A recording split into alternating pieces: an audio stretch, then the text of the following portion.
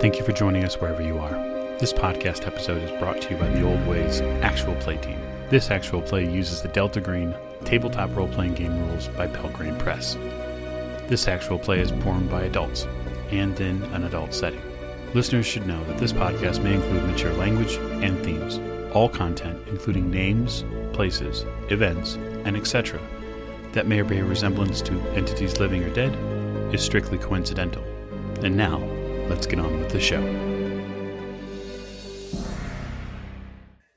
Thank you for joining us again, another episode of the Old Ways podcast. We are back for another and likely final chapter in our Delta Green side quest called Fever Dreams. And I am now going to slide out of the way for our handler, James. Welcome back, everyone. Again, we'd like to thank everyone for joining us in the third and, as Mike said, final chapter of this brief adventure. Without too much delay, I'm going to kind of jump right into it. So we're going to start and go around the table. Hi, this is Morgan. I play Cassie Callahan, and hopefully tonight she doesn't die. And if she does, well, it is what it is. Next at the end of the table. This is Jake. I'll be playing Julian Santos. And like I said, I am living to the end of this game regardless, whatever I have to do. And sitting next to Jake, figuratively speaking. This is Silas. I am playing Nick Montgomery, and I don't think attempts to disbelieve are a thing in this game. Not that I have found. And lastly, but not leastly, we have Mike. This is Mike, and I'm going to be playing U.S. Deputy Marshal Anthony Bartlett, who is probably holding on to his gun a little tighter now that there are evidently hordes of people coming at us. Which is a fantastic tie-in for where we are at. Currently, we are... Well, let's start right there. So, Deputy Anthony, you are looking down the barrel of your gun. You have done this hundreds of times. You stood at the range, you've gone out to other ranges. In fact, in the line of duty, you've looked down the barrel of your gun. But this is different. These people don't seem like they're going to give you guys any room for negotiation. And you can feel your pulse begin to quicken. Cassie, you are standing right next to Anthony here. Mm-hmm. And you also see these people on foot charging towards the motel. You feel your heart rate increase a little, your breath start to quicken as you realize that they are not going to stop, and they are probably going to do everything in their power to use those grisly, nasty weapons. Let's start with you two. What are you doing?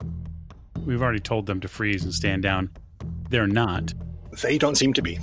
So they're charging the door, yes? Yes, they are charging you on foot currently. Deputy Bartlett doesn't want to shoot anybody, naturally, but, well, maybe some people. Right. But they're going to leave him no choice. And in that way, I suppose he's going to fire. Okay, he's going to open fire. Right. He gave out ample warning.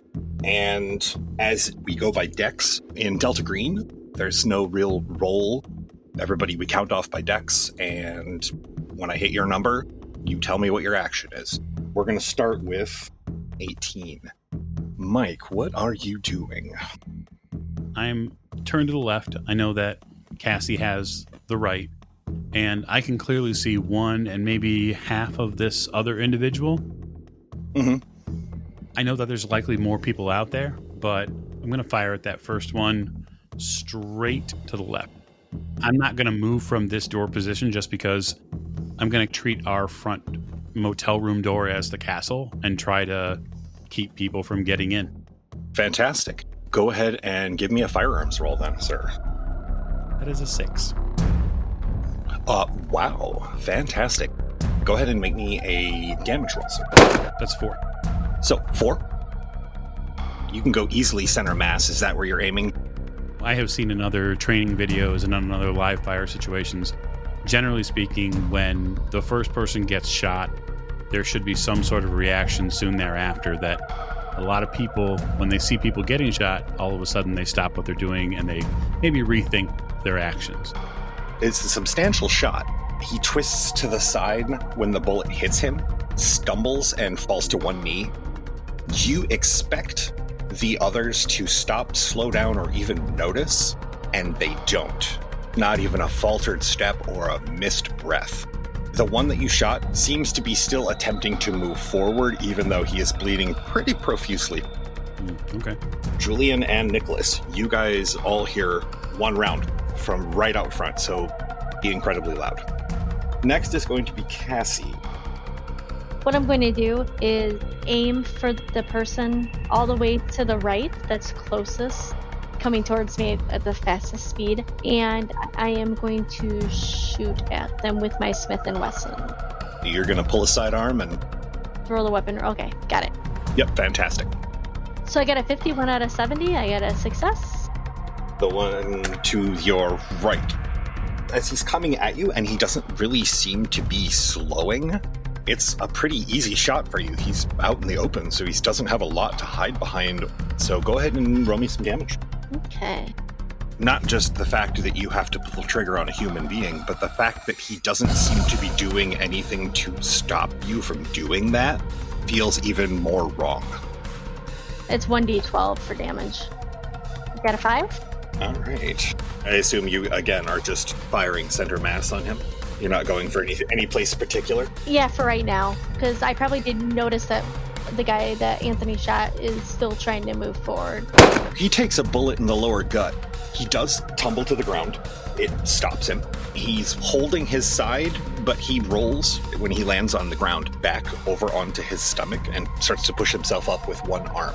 He seems fairly determined to keep going, even with a bullet in his gut. You can see him streaking blood on the ground behind him as he crawls towards you with a determination that rattles you and Anthony to your very core. The look in his eyes makes you question why or how someone could have that kind of a drive. I glance over at Anthony and just shake my head and raise my eyebrows. I'm probably very much in the same this should not be happening sort of mentality. To the fact that you have to pull the trigger on human beings right now, I'm going to need a quick sanity check from both of you. 84 out of 65. That is a 38 under 65 for Anthony Bartlett. Okay, so Anthony, you do not hesitate any longer than it takes you to line up your shot. Cassie, he gets about 10 feet further towards you than you anticipated before you manage to will yourself to pull that trigger, and he falls into the dirt. However, you feel just a little something inside your head has to shift in order for you to pull that trigger on a human being. Someone needs to take me 1 point of sanity, please. Okie dokie. And I'm down to 64. I need both Julian and Nicholas. This won't count as your action, but I need you both to make me an alertness roll. Okay, so neither of you passed your alertness roll. No. 60 over 20 and 68 over 50. Okay. Yeah, not even close. Both of you have a fairly similar reaction as Julian, you're looking out the door, which is still halfway open. You can hear both gunshots. You can smell the cordite as it fills the room. And then your heart skips yet another beat as the window in the back of your room explodes inward and a body lands on the ground and quickly starts pushing itself up on the broken glass. Julian, you hear this glass shattering cacophony in the next room, and it startles you. But what startles you even more is as you look up at your own window, it also explodes. And a gentleman comes in and tumbles onto the bed. Oh, good.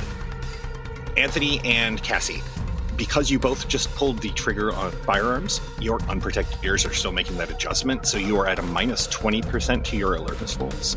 So if you want to go ahead and make them for me. That's a critical success, sir. 11. That is a critical success. Cassie hears glass break, and as she looks back in through what she can see through the door, Julian looks stunned. Anthony hears two distinct sets of glass breaking that happen almost simultaneously, and he hears them in stereo, one from the left and one from the right. Anthony is now privy to the knowledge that there are now at least 2 reasons why windows have exploded in the rooms behind him, and he can hear the sound of heavy things in the room directly behind him. Something heavy has landed on the bed. Cassie, you hear the glass breaking from inside of your room. Okay. And Anthony hears the glass breaking from inside of both rooms and distinctly hears the sound of something heavy hitting the bed from behind him. Okay. That is Julian's turn now. Okay. Well, I have no weapons. What you see is the glass explodes inward. The floor is now littered with large shards of window glass. On the bed, rolling to his feet currently, is a very thin, emaciated-looking woman. She is carrying a cooking cleaver. Her cheeks are sunken in, her hair looks like it's falling out in patches, and she is looking at you with a look that you've seen before, but not in anyone that wasn't going off to solitary. I will grab a chair and try to smash it over her head. That is a fantastic idea, sir. Hotel furniture is extremely smashable. For our listeners at home, I don't condone the smashing of hotel furniture. However, Right. In event of emergency. go ahead and make me, I believe that would be a melee roll. Oh, and I miss it. But I did roll a 69, so kudos for me. Booyah. Well done, but unfortunately, awesome as it is still a miss.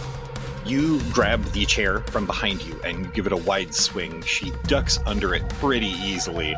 She advances towards you slowly as you consider your next set of options.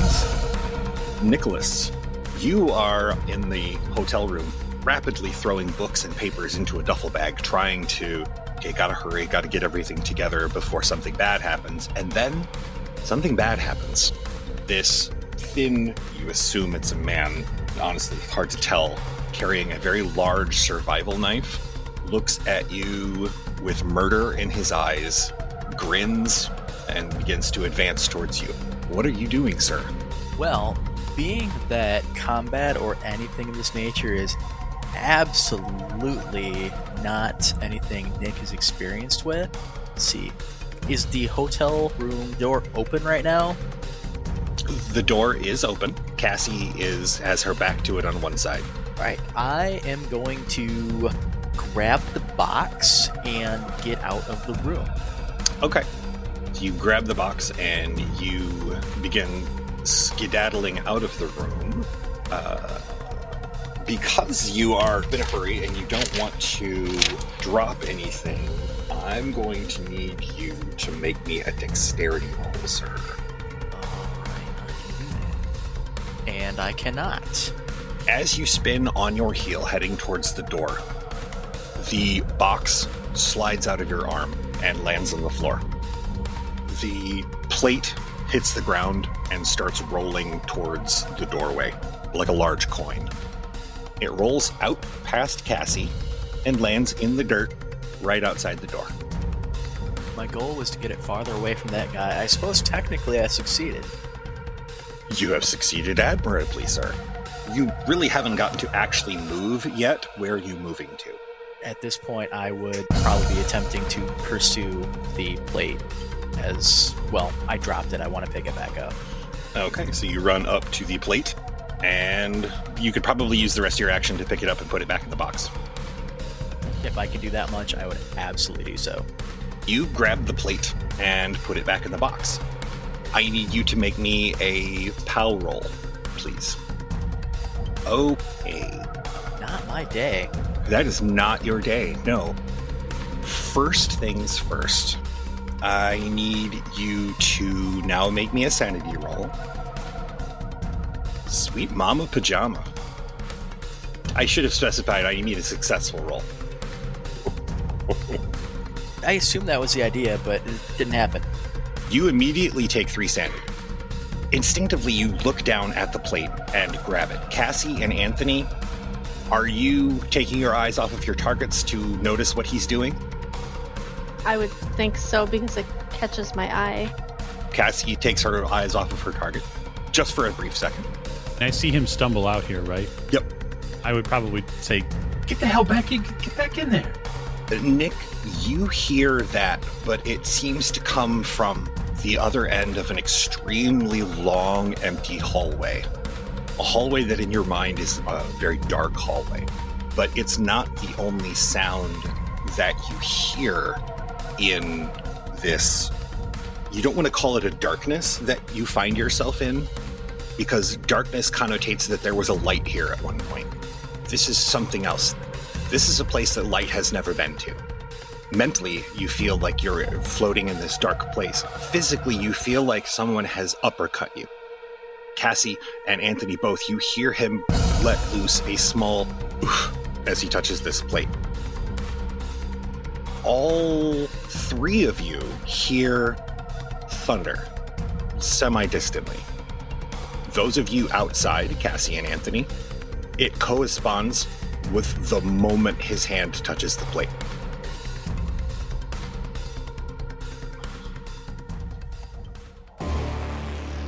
I probably instantly get a feeling of dread knowing that he probably shouldn't have touched that. You feel the hackles on the back of your neck begin to rise a little. Yeah. In fact, everyone make me a power roll. Oh. I got a failure with 91. It's 48 under 65. Anthony, you have that someone walked over your grave sensation. Goosebumps on goosebumps feeling. It feels like someone is watching you, but they're standing inches behind you, and you know they're there. If you turned around fast enough, you would look them right in the eye. Cassie and Julian, more than a mental sensation, it's a physical sensation. There is somebody standing right behind you. It's not necessarily a person. There's something that's watching you.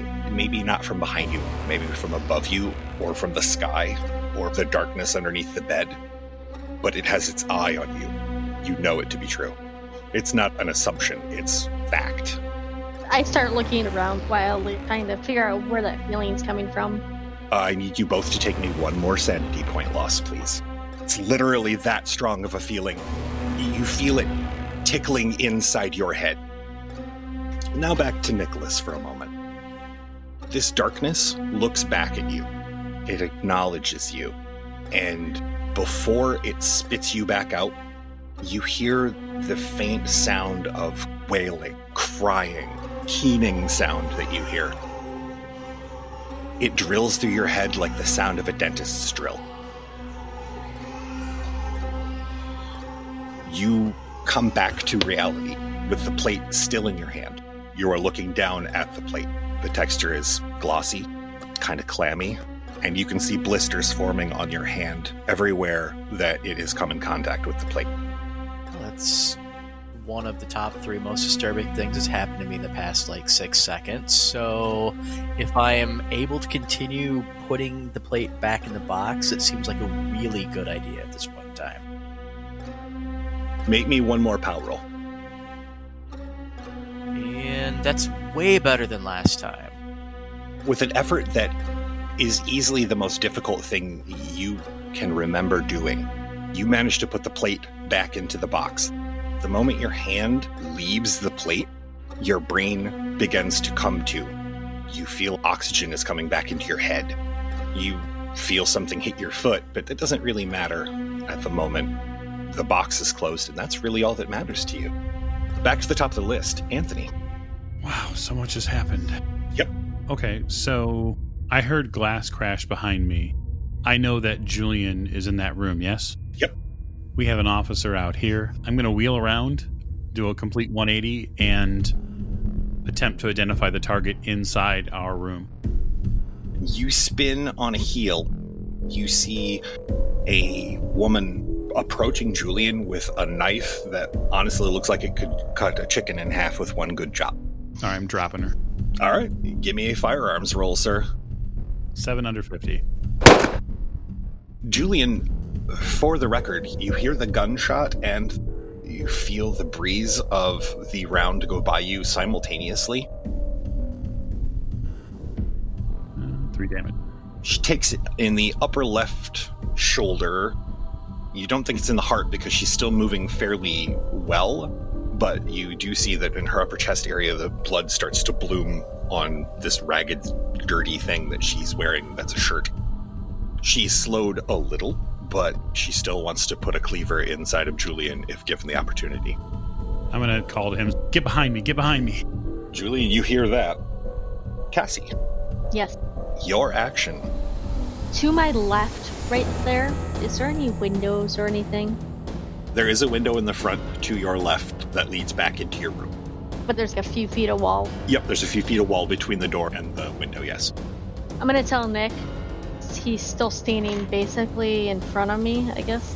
Nick, get your ass over here. Sit down as low as you can on the left side.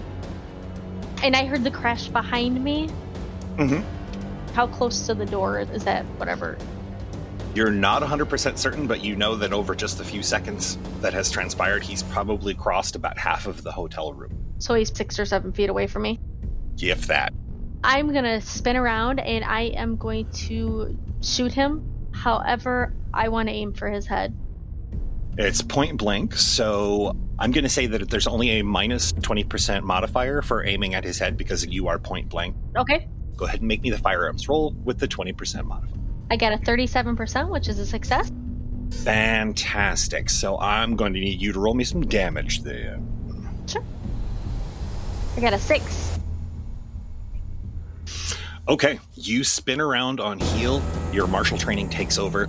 You reflexively raise your weapon and put one round in the middle of his forehead. He stays standing for what feels like to you an uncomfortably long time before he keels over. The wall behind him is now a horrible shade, but you do drop him in place. And he is not moving anymore, correct? He is not moving anymore. Okay. Let me ask you a question, Cassie. Sure. Is this the first time you've ever killed a human being? That's a great question. I'm going to probably say no. You have killed in the line of duty before? I'm going to say this is not the first time I've killed. Maybe point blank like that? Sure. Because it is point blank, I mean, you were up close enough to see it, I am going to need a sanity roll. Okay. I got a 69% failure. So you are going to take 1 point of sanity. Okay. I yell at Anthony in the next room. Anthony, aim for their head. Her voice comes out with this waver that tells you maybe she's not quite as okay as she's putting on. She yells that out. Okay.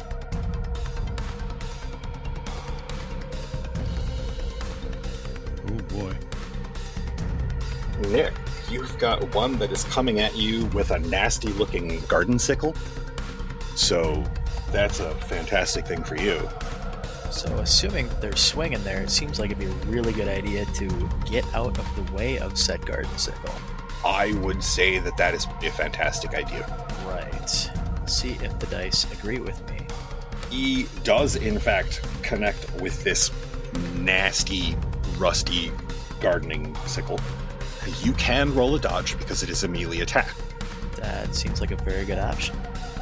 He connects, but you manage to turn your body in just such a manner the last second that while you can actually feel the metal scrape off of your skin, it doesn't draw blood or spill your viscera all over the ground.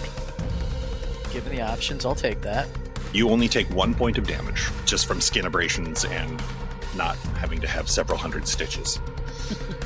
All right. See, isn't that nice? Julian, this woman with a bullet in her, no less, is going to swing on you. Okay, what are my options here? Your options are you can dodge or you can parry her roll. You have to beat not only your skill, but her roll as well. Right. I'm going to attempt to dodge, I think. Fantastic. Hey. You rolled not only under your dodge, but also under her roll. You do manage to get mostly out of the way. Because she was still successful, but you were successful, you only take the minimal amount of damage in this case, and that's going to be 1 point as she slashes down your front. Your shirt is now ruined. Nicholas, this person in front of you is literally attempting to cut you into small pieces. Yeah, so I believe I was ordered by a federal agent to get behind her, so... I believe you were. So you are going back into the room then? Yes? If it's very obvious that he's not going to be killing me anymore, then yes. As you move and peek into the room, he is quite dead. So you don't assume he's going to be a threat to you anymore. Given the way this day has gone, we'll see. Fair enough. Anthony. So I have this gentleman in front of me, yes? Yep. Clean or wounded? This one in front of you is clean. Then he seemed to be relatively close. Oh yes, point blank. All right, well, then I'm going to take aim and fire. Are you aiming specifically? Are you going to take advantage of the point blank? Oh, I think I'm going to take advantage of the point blank. I mean, I'm right here. Just a good idea. Yeah. Right. It seems reasonable enough to take advantage of the point blank when you can. Absolutely. So that gives me what? That gives you an additional 40%. So if you wanted to do like a called shot, you're only at a minus 20% to your actual roll. Cassie did say aim for the head, but that's pretty much true everywhere. Right. You'd be surprised the number of things that works on. Right. I think I'm just going to take the plus 40 for being point blank because it seems silly to go for a headshot and then if it misses, get overrun. Center mass. Cool. Yep. Go ahead and make me that roll. That is a success. Go ahead and roll me some damage. Jesus Christ. 1. You fire. At the moment, you're wavering between head and center torso, and at the last moment, you decide on center torso and clip him in the shoulder. Okay. That moment of indecisiveness was what caused it. We'll chalk it up. Anthony and Cassie, real quick, make me an alertness roll. Let's see if you see this. Got a success. You both see it. Yep. You can see the gentleman that was in the suit that did all of the speaking earlier. He seems to be dancing, almost. It looks almost like ballroom dancing. He's got his arms out wide, almost like an embrace. His head is thrown back, and it looks like he's doing this very slow, soft shoe in the dirt of the parking lot. That's nice. I have other things to deal with other than him at the moment. But I do take note. It is odd. That seems to be what he's doing. Cassie, it is in fact your turn. Do I notice the guy going into that family's hotel room that I talked to earlier? Into the Tuckerman's hotel room? Yes. Does seem to be exactly where he's going. He has in fact managed to get back up on his feet, and while he's not moving quickly, that seems to be exactly where he's going. Crap. If you listen carefully, you can actually hear panic yells coming from inside the corner room of the motel. I yelled at Anthony. One of those guys is headed to a family's room. There's a child in that room. Go, just go. Yeah, I simultaneously pull out the Bowie knife I grabbed from the van. Okay. I toss it to Nicholas behind me. Okay. Whether he catches it or not, it's sheath. I am going to take off sprinting towards the north. Maybe a couple of those guys will follow me. All right. You actually do notice that one of them breaks off and starts heading towards you. The other one seems to be continuing to head south towards the room. Okay. So, that was Cassie. And in fact, the one that's breaking off towards you comes running up directly to you, as it is his turn. Anthony, they close in on you. Not a single one of them has said anything or even made any sounds. Julian, the one in the room, positions herself between the beds. The one that is currently attacking Cassie, does so with a large Cutco kitchen knife. One of those serrated jobbies that you get at like Goodwill for 50 cents. He is coming in fast. Do I get the dodge? You do get the dodge.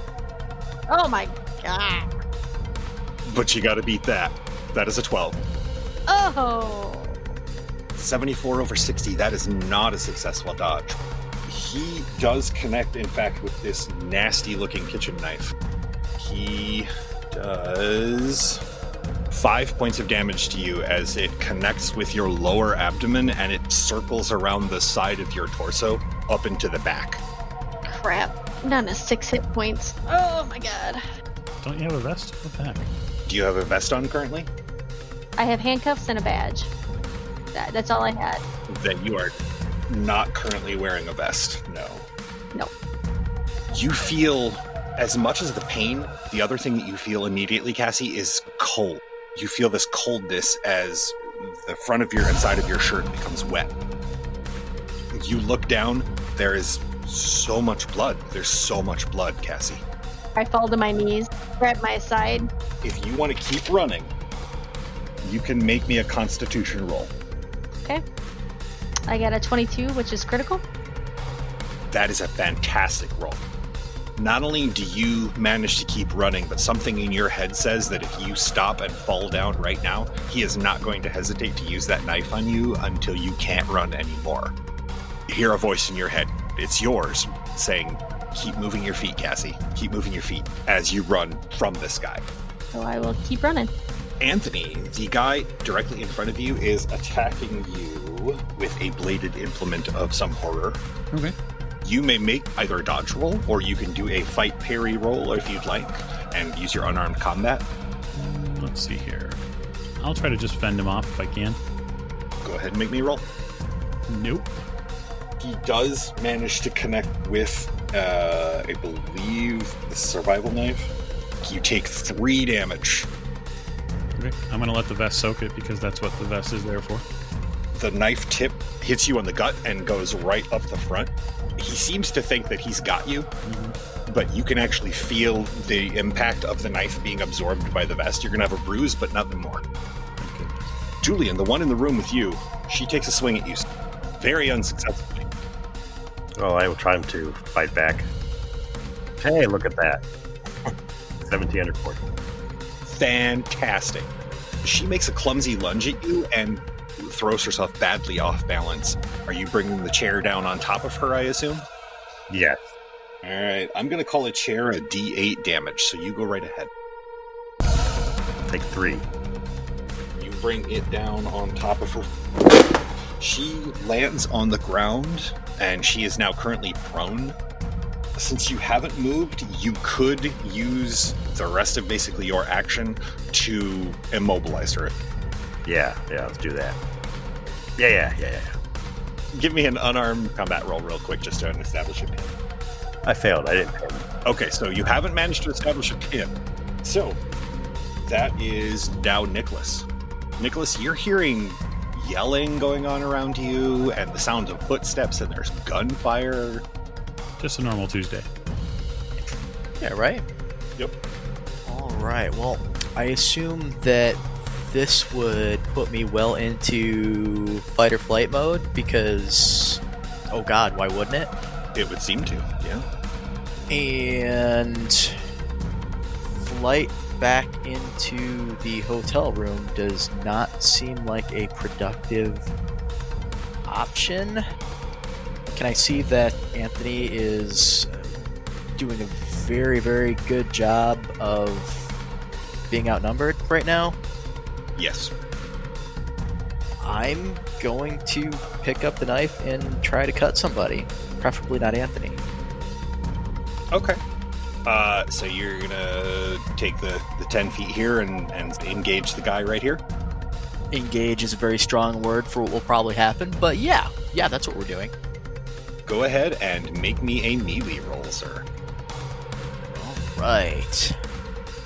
Roll low, guys, roll low. Well, that's slower than I thought it'd be, but still not a success. You grab the knife, you charge this almost person that you face off with.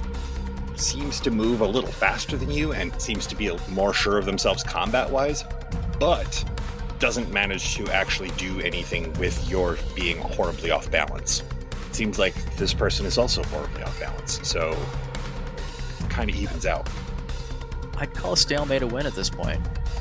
Yeah, right. Cassie, I need you to make me an alertness roll. And I failed that with an 84%. In failing in this case, you do see what is about to happen. Okay. You are running. As you turn to look back, You see the guy in the suit in the parking lot is now standing in the middle of a circle that looks like he's engraved on the ground with his footsteps. From him dancing? Mm-hmm. He's standing in the middle and he has his hands raised to the sky. Okay.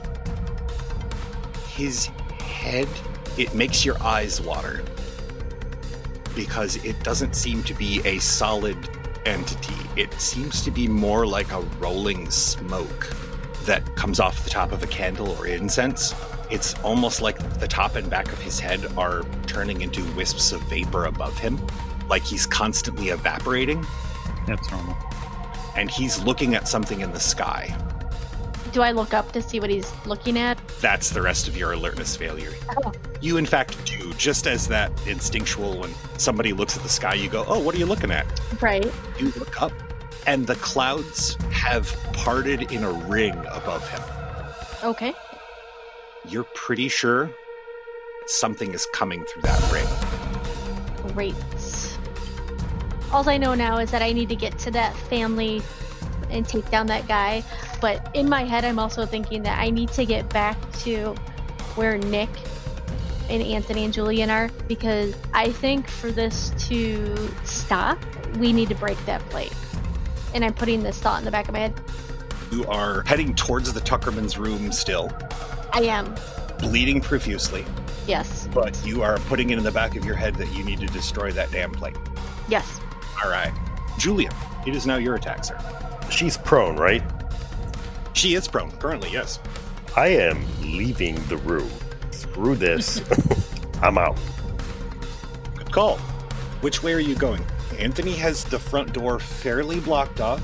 There is an open window in the back, or there is the still glass-filled window. So she came through that, right? So there's a pretty big hole in it. I think I'm going to go out the window. You go out the window. Fantastic. With moving the curtains aside, find a large tarp covered, which can only be a vehicle. Sweet. I'm going to grab the tarp off of there. With the tarp off of it, it is looks to be maybe 1984, 1985 pickup truck. It's battered. It's beaten. Not a hubcap on it. But it's there. And right now, as far as you're concerned, it's Apollo's chariot. Okay, so I will be getting into the truck. Hopefully it starts. You are getting into the truck. So with your move back through the window, I will say that you get over to the truck and manage to wrench the door open. There are no keys. Well, I'm assuming they're not, but there's two ways to check. I can either check under the visor. You look in the visor quick, you pull it down, no keys. Okay, so I'm hot wiring this suck. You know what? In this case, let's call that a drive roll. Okay. Success. You're like, okay, it's been a long time, but this is an old vehicle, so you reach under the dash and pull down a handful of wires, and in the very dim light that is pouring out through the window out into the cab of this truck, you manage to pull a couple of wires that you need to, but that's going to take you another round. Nicholas. I would say if I was dumb enough to do it before, I will be dumb enough to stand here and basically not let Anthony get overrun and then get murdered at that point. So I would choose getting murdered now as opposed to getting murdered later. Anthony, this college guy next to you here is, to his credit, doing his very best to try to A, help you out, you think, and B, possibly get killed. Nick, who's beside me now, what is he fighting with? He is currently fighting with a survival knife. Oh, okay. So he's got something. Yeah. No skill, but I have something. So, yeah. So really I'm playing Bullet Sponge is what I'm playing right now. That's awesome. I'm going to work to make him have to work a little less hard, I suppose, and try to drop some of these fools. This is your fourth shot? Yep. Doing the guy right in front of you? I grazed him last time, so hopefully I can get a little bit better of a shot this time. Right. That is success, sir. And with literal point blank, he's right in front of you. I will call this essentially a critical damage because there's not much he can do to not be shot exactly where you want to shoot him. Okay, so how do crits work? Is it max damage then? It's double damage. It's whatever you roll, you double it. Oh, okay. That's 20. So you blow most of his front of his head off. He drops to the ground with a crimson mist behind him. Nicholas, ever seen somebody killed? I'm going to go out on a limb and say Nicholas has never seen anyone get killed gruesomely right in front of him before. No, we've gotten to play afterwards. I'm going to need you, sir, to make me a sanity roll. And then, regardless of the outcome, I also need a constitution roll from you. And then, James, Yes. Does this gun fire more than one time around? The service pistol, semi-automatic. Yes, I believe they can fire twice around. You only lose one sanity for seeing someone literally have part of their face removed. The Constitution, you manage to swallow back the vent of bile that attempts to come up from seeing large portions of someone's head turned into party streamers. Surprised myself, even. Yeah, you actually managed to keep your shit together. Go ahead and take your second shot, Mike. Yeah, I'm just going to move a bit to the right and try to get the dude to the right of me off of me.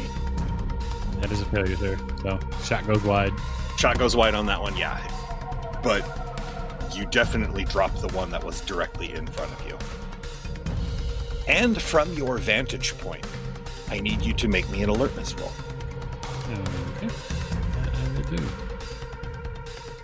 I mean, I'll roll. We'll see what happens. Roll, yeah. That is a 12 under 50, so that's a success. You see what you do see, the guy out in the parking lot across the street.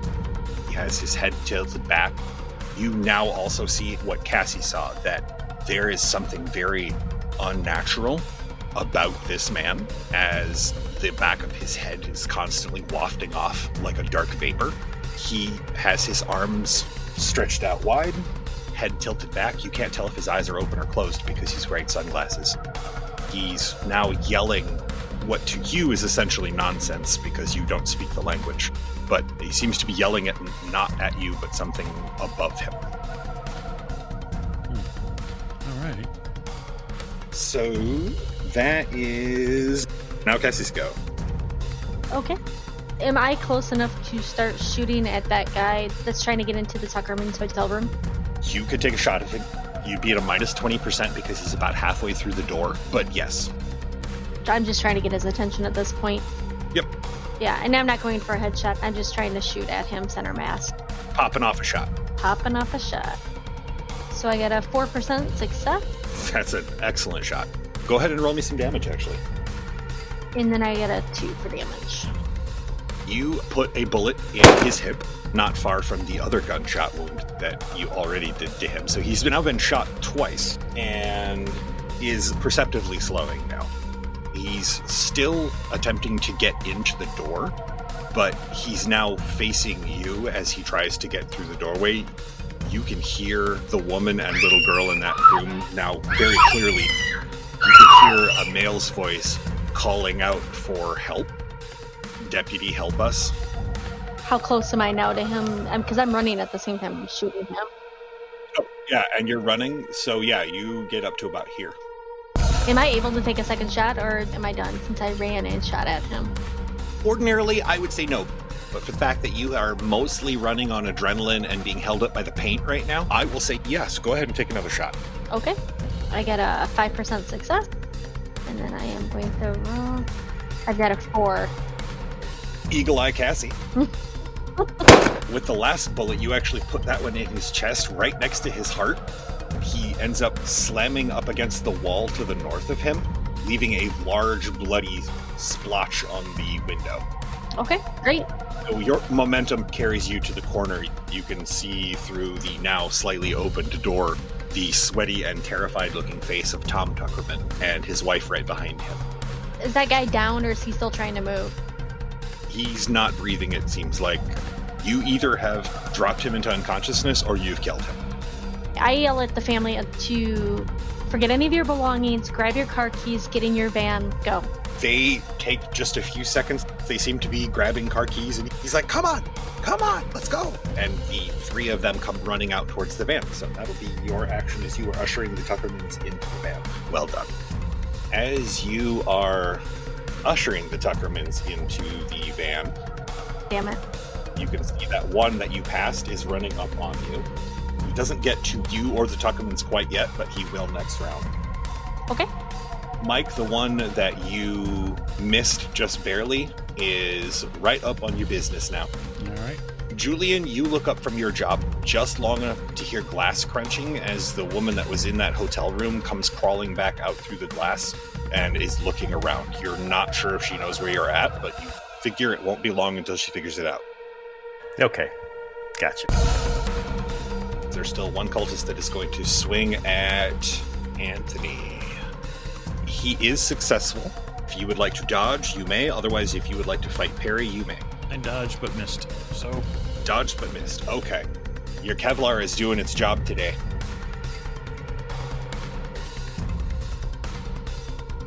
It might not live through the fight, but you might, as it digs into another one of the front plates and the knife bounces off of the front. You can smell this person's breath. And if you make me a quick alertness roll, as his mouth is open as he's trying to attack you. that's a critical success. First of all, now that he is close, you can see that he actually has scarification on his neck and down his arms of various strange-looking symbols. What really disturbs you the most is that as his mouth is open, taking in a breath to attack you, he has no tongue. Oh. There is just a meat stub in there. Does the vehicle start? Yes, this round. Okay, which direction is the front end facing? The front end is facing north. You are actually on the driver's side right now. All right. So I will throw it in reverse. It shifts a little hard, but, no time to be picky. Right, yeah. I'm not planning on keeping this vehicle for any length of time. No, not so much. And I lay on the gas. Okay, you lay the hammer down.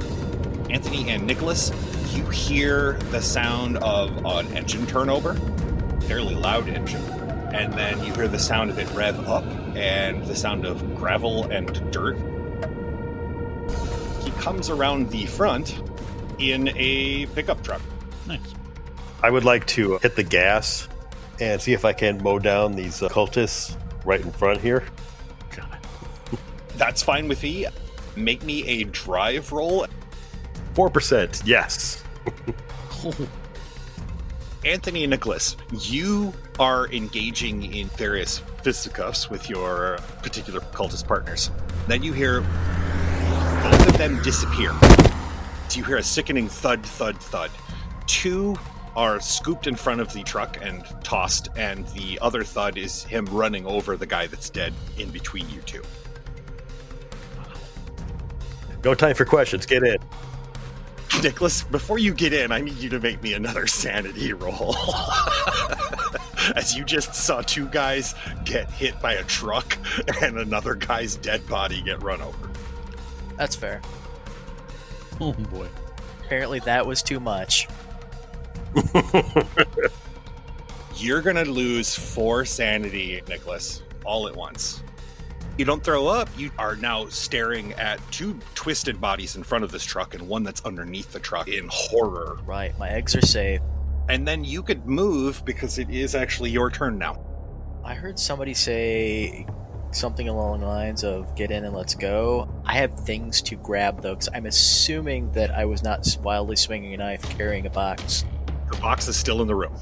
And a duffel bag, so I will grab those things and actually hop in the back. That would be something I could do. You run in, grab the stuff, run out, and leap into the back of the truck. Anthony, this pickup truck, old and now slightly more battered and oddly painted pickup truck, is idling in front of you. You hear Julian. No time for questions, get in. I'm going to hop in the back of the bed because that's the easiest way. And I point, as I hop in, I point north and I say, Cassie's that way. Okay. That will be your action.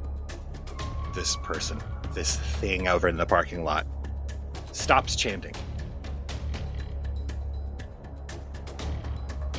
Oh my god. Hearing babies when you're not expecting to hear them is the worst thing ever. Really?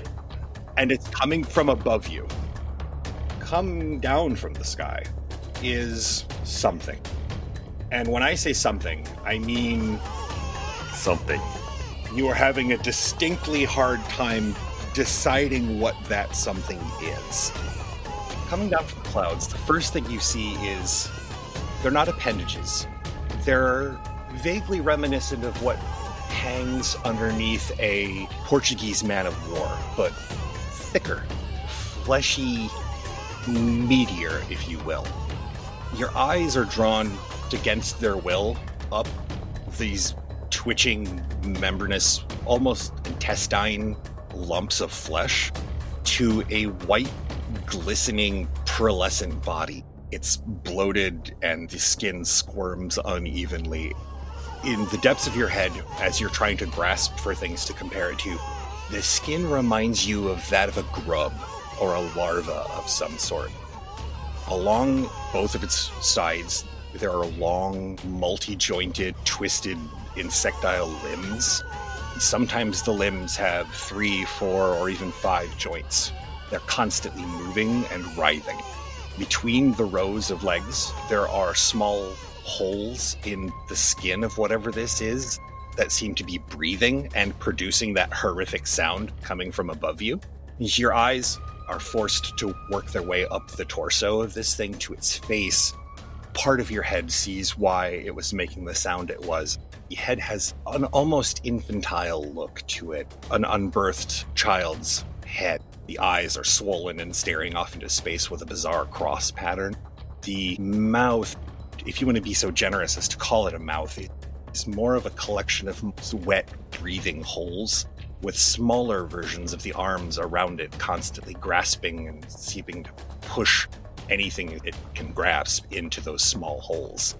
The whole thing is 15, 16 feet tall, not including the tendrils that are hanging down, and it seems to be writhing its way down out of the clouds towards you.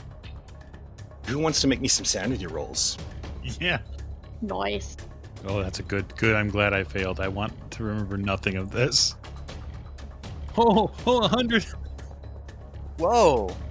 2 in a row. That's spectacular. You maxed the meter out, though. You maxed the meter on sanity loss in this case, yes. I got an 81. Man. Cassie also fails. I succeeded. Everyone who just failed takes 7 sanity loss. Okay. Oh my god.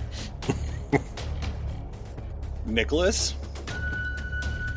I'm quite sorry, but you will be taking 10 sanity loss. Woohoo. We're gonna need a new Nicholas.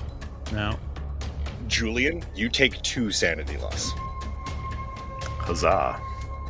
Whatever it is, this affront to nature that is currently squirming its way out of the clouds and into the very depths of your dreams, looks down at the motel and looks directly at the truck with the eyes that seem to be just... They both seem to focus on you, which is worse, infinitely worse somehow. And the mouths that are making that horrible mewling baby sound are twitching as it writhes towards you. Cassie's turn now. How close is that truck to me? They're still at the other end of the motel because Anthony just jumped into the back and then looked up. Is the family in the van yet? Is the Tuckermans in the van?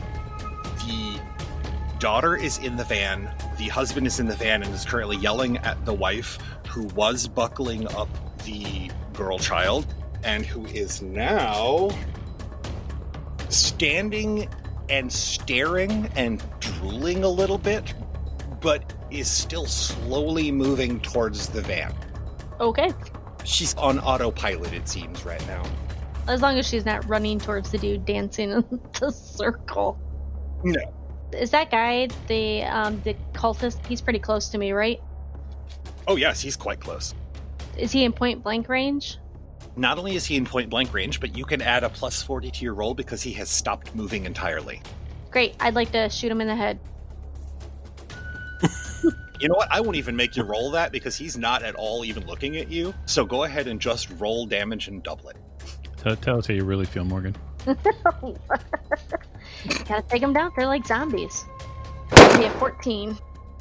His face stops being a face. His body just keels over onto the ground. You feel a little bit like a mafia executioner now. Oh, that's fine. Am I able to take another action and shove that woman to the van? Yes, you can move around and shove the woman into the passenger seat of the van. I will allow that, yes. So you move about to over here and shove her bodily into the van. Her daughter kind of upside down in the cargo area of the van. And I slam the door and I yell at the guy, you guys head north. Just go, go, go. Just don't stop. You get about half of that before he is laying on the gas and peeling gravel as he backs up the minivan. You get the rest of it out as he's out on the road and driving away. I'm not going to just stand there. I'm going to probably proceed going back south to where I see the truck. You head back south. In the rearview mirror, Anthony, and actually for the people in the back of the truck currently who aren't gibbering mad, that's going to be Anthony. Nicholas, you currently are up to your eyeballs and crazy, so we'll get to you in just a second. Anthony, yeah, you see this woman come around. She gets around to the edge and stops. Stops cold in her tracks. She is looking up at that thing in the sky with open adoration. Okay. I am going to turn my attention to steadying myself, reloading my weapon, and making sure that I can get my eyes on my partner. You will take this round to put the new clip in, steady your nerves from the horrible backhand that they just received. Mm-hmm. With a 7 sanity loss, you now pick up a temporary insanity, a temporary derangement. Nice. For cinema's sake, in this current situation, how does your mind break a little bit? What's the big crack that appears in the porcelain vase that is your mind? I think he probably gets manic almost, right?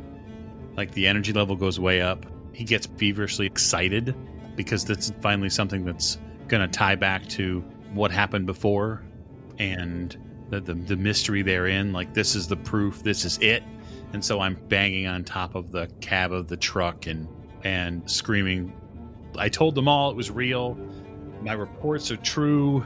Julian, he is pounding on the back, hooting and hollering. He sounds joyous, vindicated. Nicholas, new vistas have opened in your mind.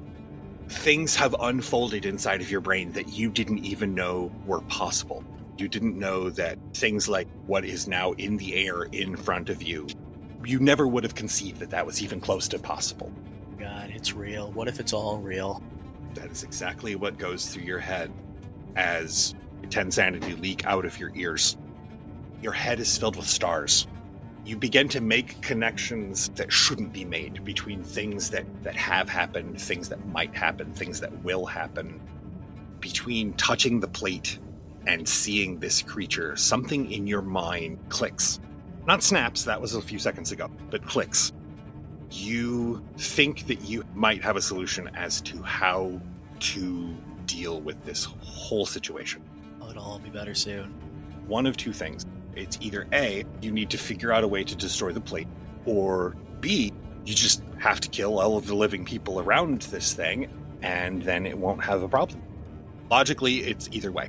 Your choice. There's one plate and a bunch of people, so hopefully destroying the plate would be faster, but half the people are dead already, so we have a good start. Yeah, there's only like 2 or 3 remaining.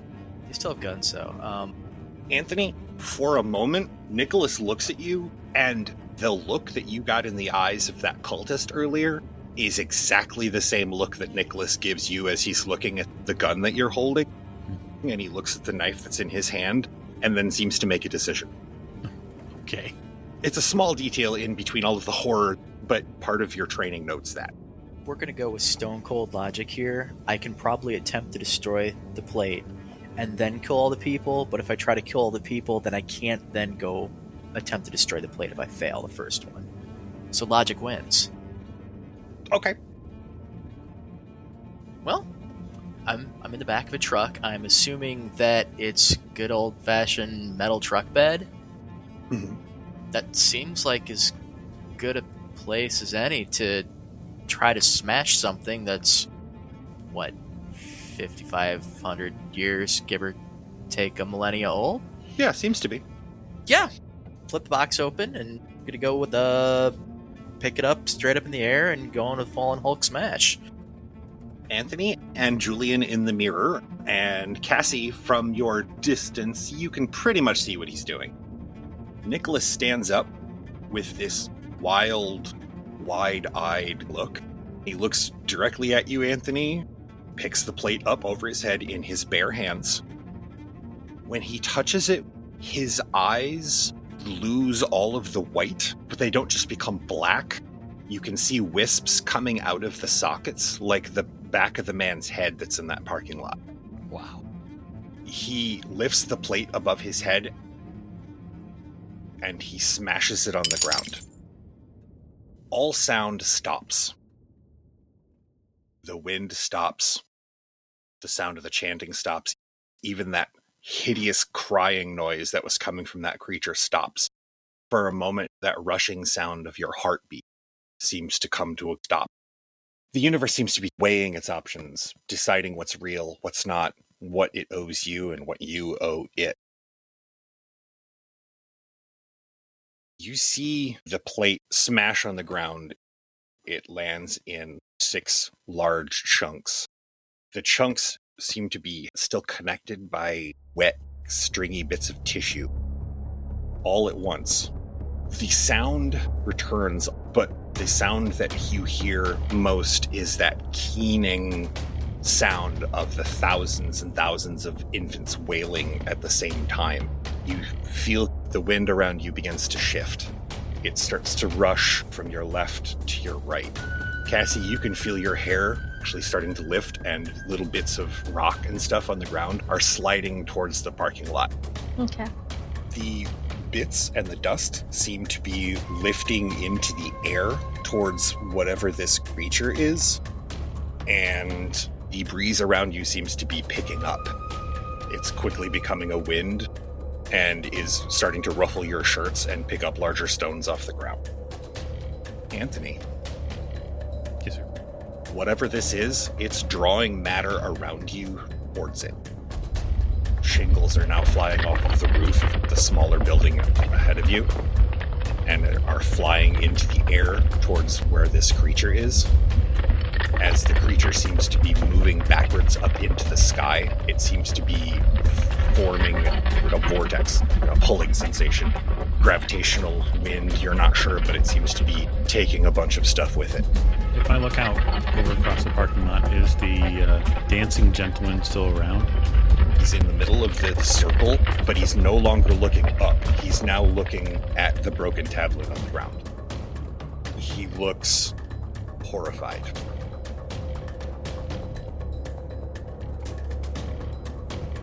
I am going to call out to our faithful rescuer.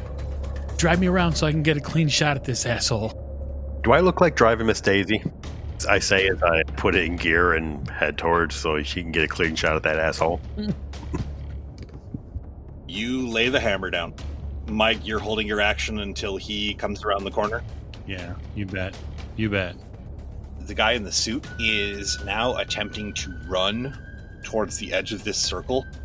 The force that's drawing things up towards this entity is making it really difficult for him to move. You can see larger rocks, some of the sagebrush and stuff is now lifting into the air. Julian, you're starting to have a hard time controlling this truck. As it comes around the corner, the front end of it slides a little bit further than you anticipated, and you're starting to wonder about traction underneath it with this lifting. Cassie, first things first, I need you to make me a dex roll. Okay. As you see this truck coming around you, you're going to go for the truck, right? Yes. Jump in the bed of the truck. Yep. As you start to run, you have the oddest sensation as your feet are coming in contact with the ground less and less. Great. Well, I got a 92% failure in my dex rolls. Okay, so you move about 10 feet, but you also move about 20 feet that way. Julian, she starts to run towards the truck. As she's running, her feet are sliding. She's being sucked towards whatever this vortex in the sky is. I have to change what I'm doing. Now I'm trying to cut her off from being sucked up, so I'll try to interpose myself between the vortex and her so that if she continues to get pulled that way, she gets pulled into the truck so we can grab her. That makes sense? That does totally make sense. Anthony, you are still holding your action, but you see that this is transpiring. Okay. Anyone looking at the back of the truck, Anthony, if you are currently taking a glance. Nicholas, you see this, but I'm not sure how well it registers in your mind right now, which is kind of a soft-boiled egg. The woman that came around the end of the motel is lifted off of her feet by this suction, is pulled into the sky towards that circle. She is entangled in the tendrils of this thing. The tendrils quickly wrap around her. Her form is stretched like hot wax as she's moved higher and higher up into the tendrils to the arms. She is pulled into small pieces and stuffed into the holes. That's gross. Ugh. It's gross. Julian, you make me a drive roll, sir. All right. Critical success. Nice. You managed to not only get exactly between Cassie and the vortex currently, but you could, the way you pulled it up, with the fact that you got a critical success, Anthony can use his turn, if he wishes, to make a dex roll to grab Cassie by the arm and heft her into the back of the truck without stopping. Oh, yeah, absolutely. No question. That is a success. 84 under 90.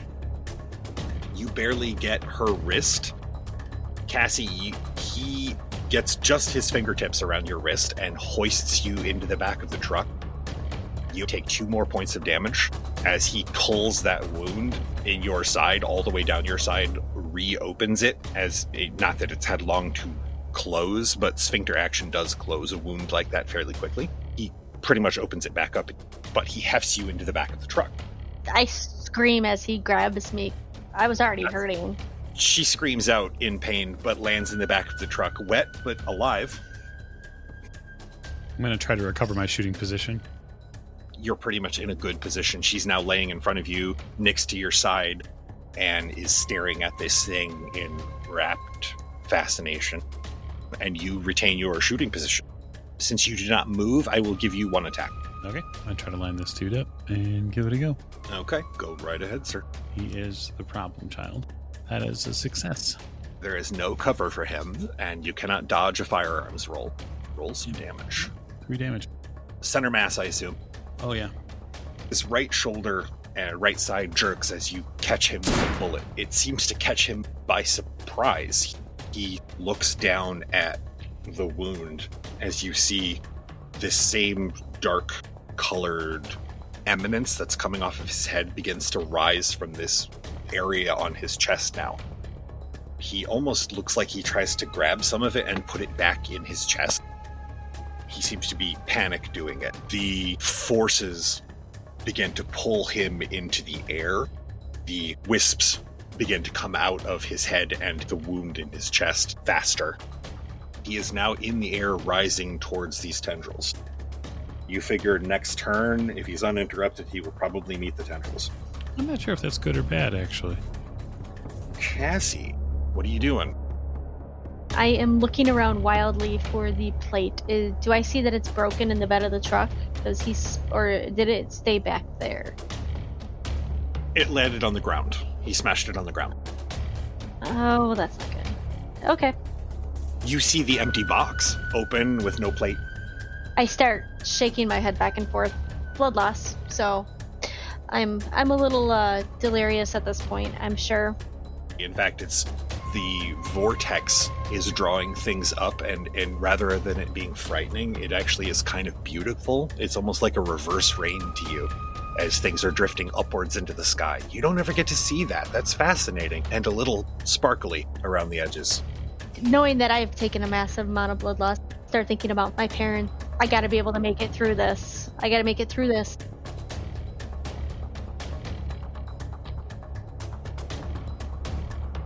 Anthony, you hear her mumbling to herself about making it through this. She mentioned something about she misses her mom. The things that she's saying right now, as touching as they are, also, you've been around somebody who's died on the field before. Yeah. She's starting to go into blood loss shock state where she's accepting the fact that she might not make it. My question is am I still feeling this exhilaration, this rush? Oh, absolutely. So what I'm going to try to do then is channel that into keeping Cassie alive long enough, because I have proof. We can prove this now. Right. So she's got to live. You can make me a first aid roll. Oof, that's a failure. You don't really have the supplies to stop her bleeding. You recognize that. So you don't make the wound worse, but you don't manage to stop the bleeding at all. She is bleeding pretty profusely from that cut from the giant jagged bread knife. Julian, what are you doing? And Nicholas, what are you doing? Well, I'm going to try to get the hell out of here as fast as possible. You barely manage to get the rear tires under you as you manage to begin pulling away when there is a deafening explosion as the gas station tanks erupt and a gout of fire illuminates the night sky. You can really see the creature in all of its horrific glory, and the fire gets drawn up into the vortex, as well as large chunks of the gas station and the diner and the motel. As you get past that building called the What Spot, you can see that this vortex is now consuming most of the buildings that were back there, and it has this deep howling noise as the air rushes past you. As it consumes the rest of the motel and the rest of the diner, as you guys are pulling away from these buildings, you see the creature leave through the hole. The vortex stops drawing things in, and there is almost no record of the three buildings there. Only the What Spot, which is now half demolished, remains. So, Anthony, as you are looking at this fiery ruins behind you glowing softly in the night, you're not sure exactly where you guys are going now, because your brain isn't really focusing on that per se, but you do know that you survived. Now you have proof. You look down at Cassie as her blood is pooling in the back of this pickup truck. Nicholas, you see through your maddened haze, you see this blood, her blood, pooling. The woman who just saved your life, you're not sure how many times, as her lifeblood is pooling on the back of this pickup truck. You're not sure if she's going to live another few minutes, let alone another few hours, as the pickup truck drives off. And that's where I'm going to leave you guys. Thank you for playing in my short Fever Dreams scenario here. I enjoyed ruining your minds, as is my prerogative. Yeah. I want to thank Mike for the opportunity for letting me run this short adventure. Sure. And I want to thank my players for playing in it and letting me abuse them a little bit. I want to thank the patrons, all of our backers. Thank you so much. What you do is amazing. Again, thank you, and I hope you enjoyed. Remember, patron backers, it's super important that you cast your votes, your own personal votes when we vote for our games. And we look forward to seeing what comes next. So have a great evening, if you can sleep.